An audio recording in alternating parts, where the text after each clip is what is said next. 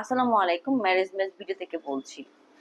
প্রথমে আপনি নিজেকে কেয়ার করুন, কারণ আপনি নিজে একটি ইন্ডিভিজুয়াল সত্তা। আপনি একজন ভালো ব্যক্তি। আপনি যদি নিজেকে কেয়ার না করেন, তাহলে আপনার আশেপাশে কোনো কিছু আপনি কেয়ার করতে পারবেন না, এবং আপনার ভবিষ্যতে কি করবেন সেটাও আপনি নিজে ঠিক করতে পারবেন না, এবং ভবিষ্যতে আপনি নিজেকে কিভাবে প্রেজেন্ট করতে চাইবেন সেটাও আপনি দেখতে পারবেন না। তাই আপনাকে আপনারই যত্ন নিতে হবে। যখন আপনি নিজেকে কেয়ার করবেন, আলটিমেটলি তখন আপনি অন্যকেও কেয়ার করতে শিখে যাবেন। আপনি যদি নিজেকে কেয়ার না করেন, আপনার আশেপাশে কোনো কিছু আপনার খেয়াল থাকবে না, এবং আপনি নিজেকে নিজে এস্টাবলিশ করতে পারবেন না।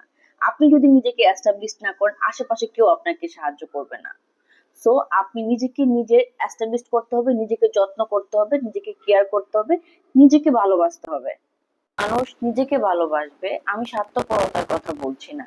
যে মানুষ নিজেকে ভালোবাসবে সেই মানুষকে প্রকৃতিও ভালোবাসে, এবং প্রকৃতিও তার লাইফটা সেটেল করার জন্য সাহায্য করে। সেজন্য অ্যাক্টিভ থাকতে হবে এবং নিজেকে ভালোবাসতে হবে। খেয়াল করবেন, যে নিজেকে ভালোবাসে সে অন্যকেও সাহায্য করতে চেষ্টা করে।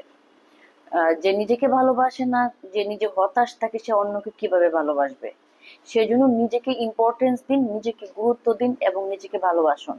আমাদের সমাজে অনেক আছে যারা কিনা ডিভোর্সের পর হতাশ হয়ে যায়, এবং সেকেন্ড একটা লাইফ কন্টিনিউ করবে সেটার জন্য খুব ইনডিসিশনে ভোগে।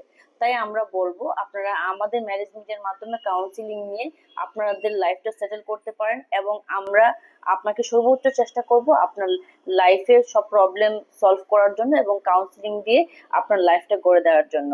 এবং এবং এখানে অসংখ্য প্রোফাইল আছে, যেটা আপনি বাছাই করে নিজে নিজে কমিউনিকেশন করে আপনি বেছে নিতে পারবেন আপনার জীবন সঙ্গী। তো আজকে এই পর্যন্ত, অন্যদিন অন্য টপিকস নিয়ে কথা বলবো। আল্লাহ হাফেজ।